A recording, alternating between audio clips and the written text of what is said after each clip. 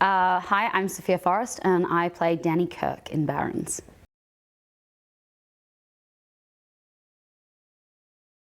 My agent sent through the material and I taped for Tracy and Danny, and I just filmed it myself in my kitchen.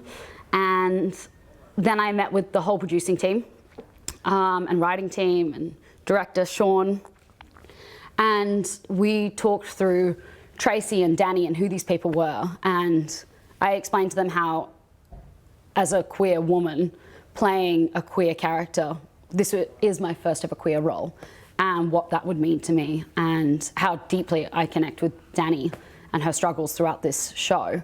And it was such an amazing conversation we had about gender norms and appearances and things that you use to shelter and hide who you are. For Danny, for example, we decided that she'd have this big, long, blonde mane that she kind of uses as a bit of like a safety blanket around her to hide her queerness. And yeah, we talked through it so much, and kind of by the end of that meeting, I was pretty confident that the role was mine, but it took a while for the offer to come through. And I screamed my head off when I finally got that call. It was very exciting stuff.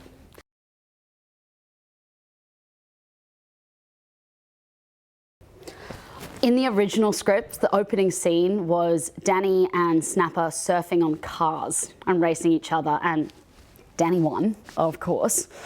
And I was just hooked instantly. The characters are so vivacious and vibrant and fun. And I just knew I so wanted to be a part of this story.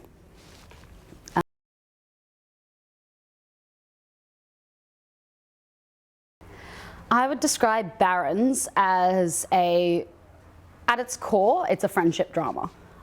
It's about these relationships that these people have and how business tears them apart. Yeah, so it's about friendship, rivalry, with surfing at its heart.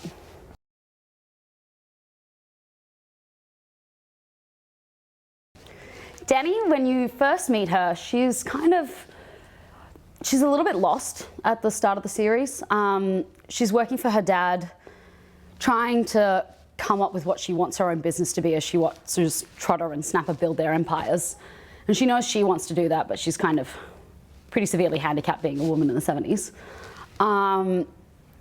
And throughout the course of the series, we see Danny grow as a person in figuring out who she is with her sexuality, and take power in who she is with where she stands with her friends, where her loyalties lie, and who she trusts.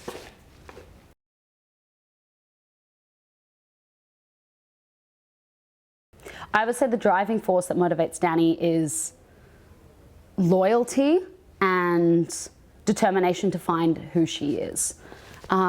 She's incredibly loyal to her friends, which has come at a cost to her. It's allowed her to justify staying in the closet for so long, because she's just been so there for all her friends and dedicated all her love and attention to them. And then as those friendships falls apart, she reflects on who she is, and that's when she finds herself.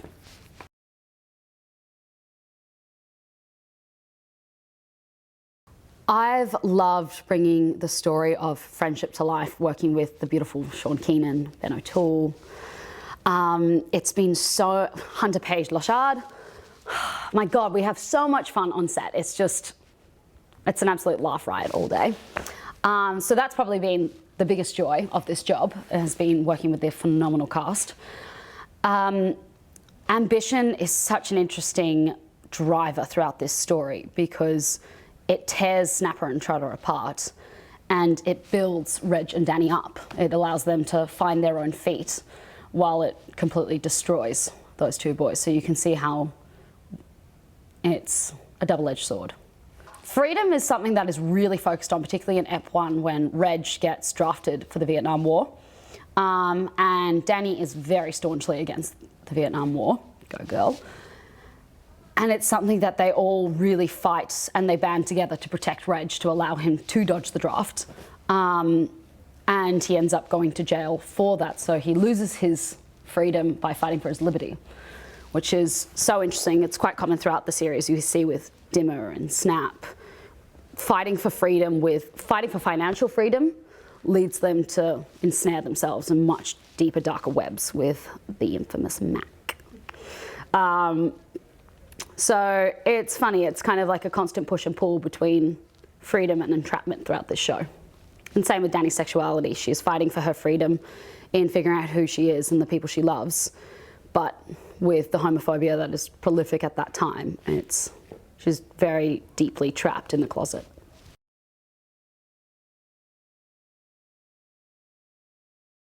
Snapper and Reg are Dani's closest, oldest friends, and Trotter comes into their world a couple of years before the show starts, and I think Dani finds a kindred spirit with him.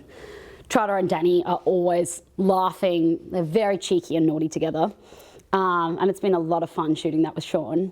And then with Ben and Hunter, Dani's relationship, it's a much like deeper, older friendship, and there's such a deep layer of trust there that when those relationships kind of fall apart, not so much with Snapper, but with Reg, it's absolutely heartbreaking for Dani to lose those like core people in her life.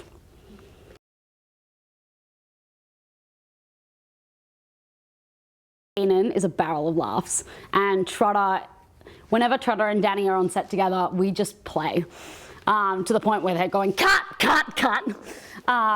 One too many ad-libs probably throughout the first block. It's been a joy working with Sean. He is so fun, and we just love to improvise and play with these different moments, and it's a real treat to work with.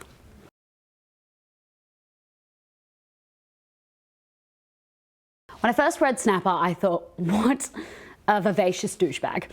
And then Ben has taken him on and just made him still a vivacious douchebag, but with the biggest heart and the kindest, loving soul underneath. Snapper breaks your heart. He's the most beautiful, deeply loving and loyal person. And the way Trotter breaks his heart in Ep 1, it was amazing to see what Ben did with that material. He just brought Snapper to life in a way that I never could have seen. I've loved working with him.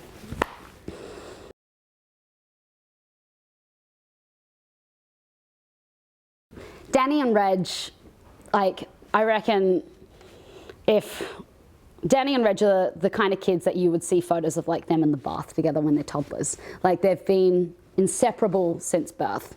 And that's another kindred spirit for Dani. They both feel on the out, and they both have to fight against prejudices in society. And that's where they really that's how they repair their relationship at the end of the season. At the start of the season, the lines blur between friendship and romance for Reg. And Dani is too terrified of who she actually is to be honest with Reg, which leads to a lot of heartbreak and hurt, which Dani deeply regrets doing to Reg. And working with Hunter has been phenomenal. Reg is so deeply nuanced and is the deepest thinker in the world. You can just get absolutely lost in scenes with him.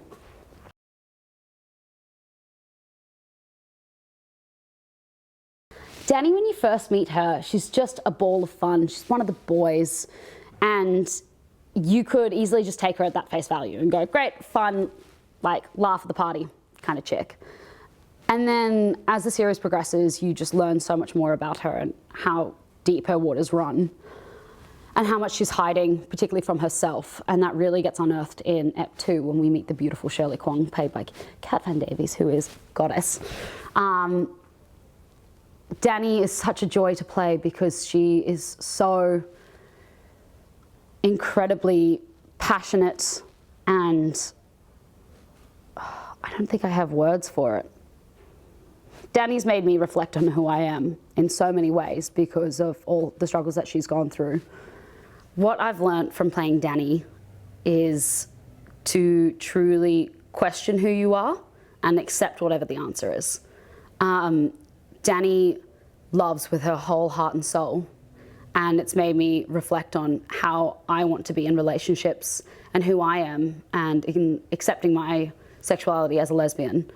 And she's really helped me break down so many internalized homophobia that I've struggled with, and deep fears and insecurities that I've struggled with, because Dani's so strong and brave and bold that she fights for the truth of who she is, tooth and nail. Dani has even made me question if I feel comfortable being cisgender, because I think Dani would, if she had the vernacular, would be non-binary in 2021. But being in the 70s, she barely has the words to identify as being gay. So I don't think that's a battle she can face. Maybe it's something she would face in her 50s. But Dani's made me do so much self-reflecting on who I am and how I feel and how I love. And she inspires me every day.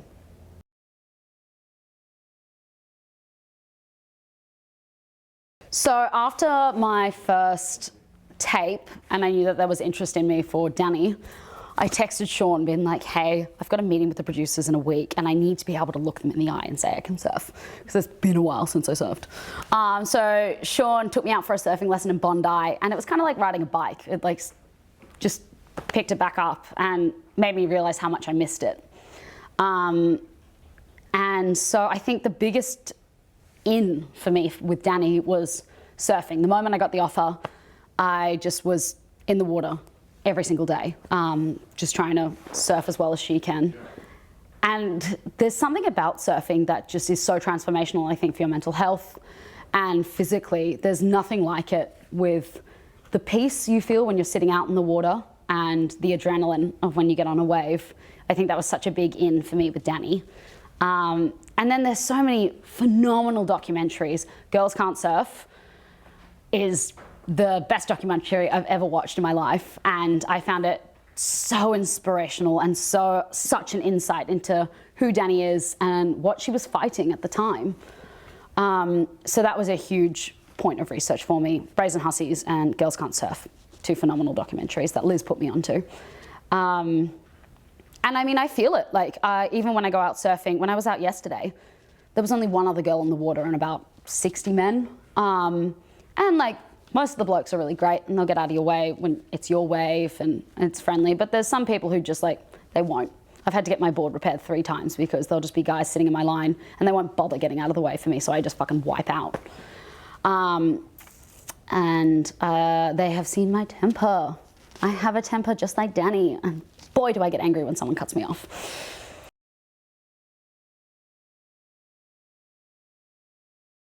We got to see a surf sizzle reel the other day, which was such a treat. Taylor Steele was phenomenal to work with. He has such a clear vision.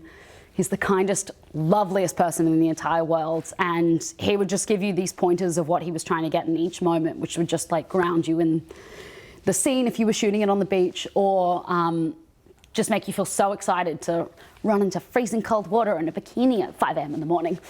I loved it. I loved working with Taylor. He was so cool. I really hope we get to work with him again.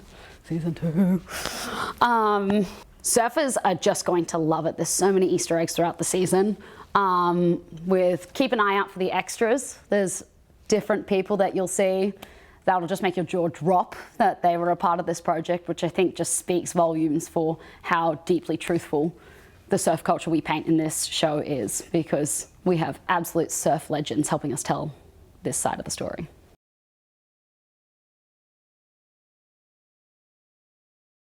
It's such a shame that we went into lockdown, because I think we'd be a complete family. I think Monday mornings would be quite rough if we weren't in lockdown, because we'd all be partying throughout the weekend. But it's been amazing. Like when we first started me, Ben, Sean, Link, Hunter, we were all out surfing every day together and just having the best time. It's the most beautiful group of people. It's a real no dickhead policy on set.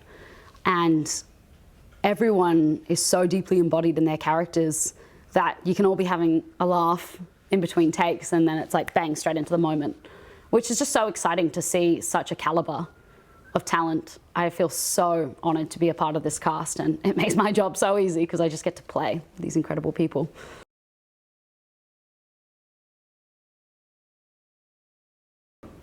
The 70s is a mix between being the most free, liberating, fun time to being one of the hardest periods you could be a queer woman in. It's probably not true. There's probably much harder times to be a queer woman in, but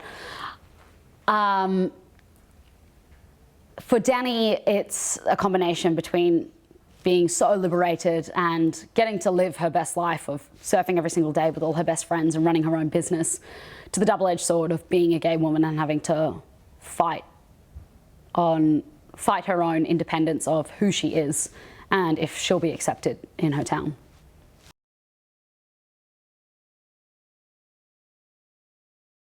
Wow, in episodes 5 and 6, we meet the formidable Tash, played by Alex Stammel, who did the most beautiful job in bringing this fierce feminist to life. The 70s was a time period of questioning everything. Societal norms, gender norms, misogyny, and there were these women who just paved the way for us now. And they were viewed as crazy lesbians, and some of them were, but in the best way, because they laid the groundwork. They walked so we could run. And I just learned so much about things that you so take for granted nowadays. DANI couldn't get a loan for her business. She couldn't open a bank account without her father or having a husband. And Snapper, like still waters run deep, he offers to marry DANI so she can get the loan. And he's so sweet. When we shot this scene, he was like, when you meet Mr. Right, we can get a divorce and you can get married with him. And DANI's just there being like, yep, when I meet Mr. Right. It was just such a challenging time for women. They were so expected to live a certain way. And I think we really see those challenges with Tracy and beautiful Jules, who has to fight so hard to be liberated from her father's rule. And her father isn't trying to be misogynistic, he's just trying to protect his daughter in what was that era. Karina does the most beautiful job with Jules. Just want to put that out there. I absolutely love working with Karina. It's such a treat.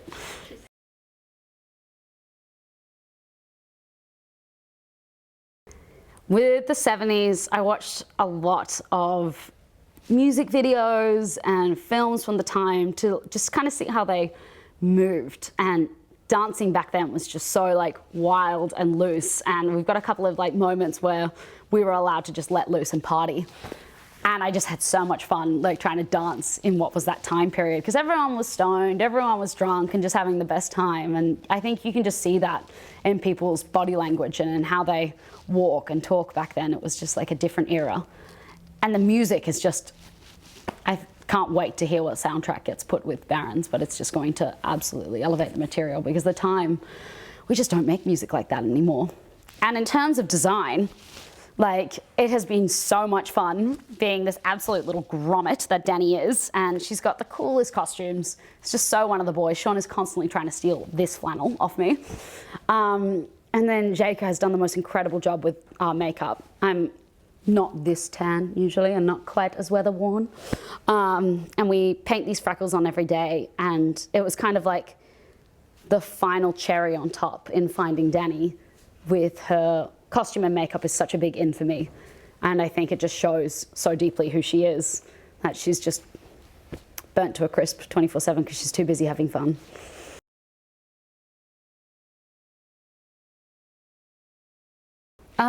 I've absolutely loved Stuck in the Middle with You. And what's the song I'm always singing? I can't remember the name of it. No, you can tell by the way I use my walk. I'm a one man, no time to talk. What's the song called? Is that the Bee Gees? Yeah. Yeah, the Bee Gees. I'm in love with the Bee Gees. Staying Alive by the Bee Gees. I think that's DANI's song. That's DANI's song.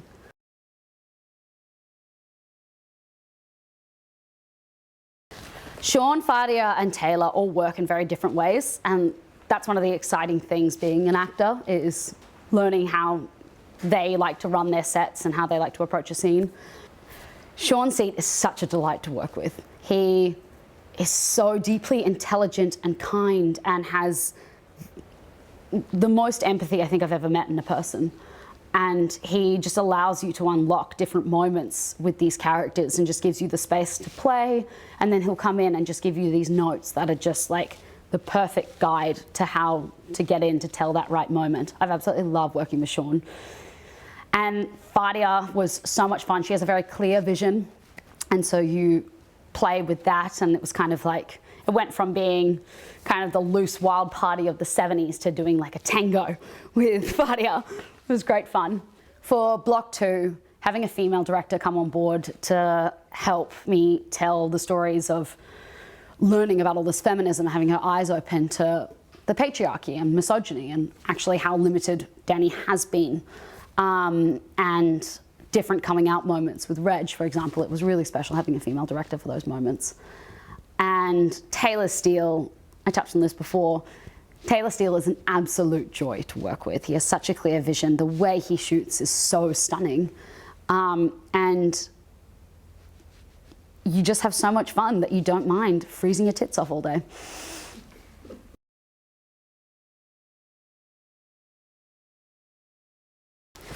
Barons is fun, bold, vivacious, vibrant, and cheeky.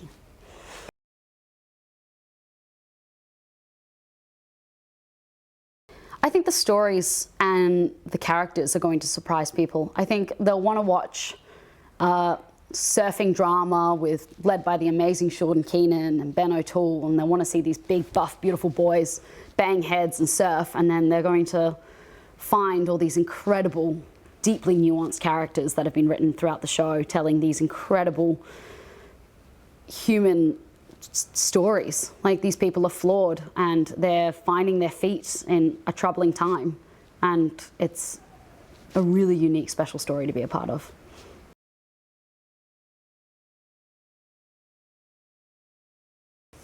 What I hope people take away from the series is to have fun and to enjoy each moment with their friends, because it's really precious. And what I hope people take away from DANI, I hope it helps any girl who's struggling with her sexuality to see that on screen. For me, I grew up not seeing any lesbians really on screen, or any lesbians that I identified with on screen, and that made it really hard to know who I am, because you don't know what you don't see. So I really hope that telling DANI's story can help some people find who they are.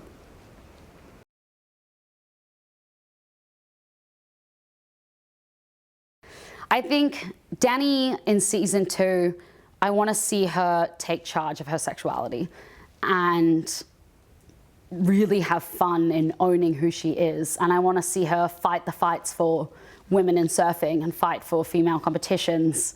I want to watch her own who she is and grow her business, because she's got a great business plan, and I want to see it take off, and I want her to see her go to the boys when she beats them all out and goes, yeah, fine, I'll stock your petty board shorts and wetsuits in my conglomerate store. I'm pretty scared to see what they're going to do to my hair in the 80s. There were a lot of terrible mullets then, and I'm hoping makeup is kind to me. But I think she's going to love the 80s. She's a party girl, she's going to have fun, she'll like the music, and she'll keep fighting the fight to be a queer, independent woman.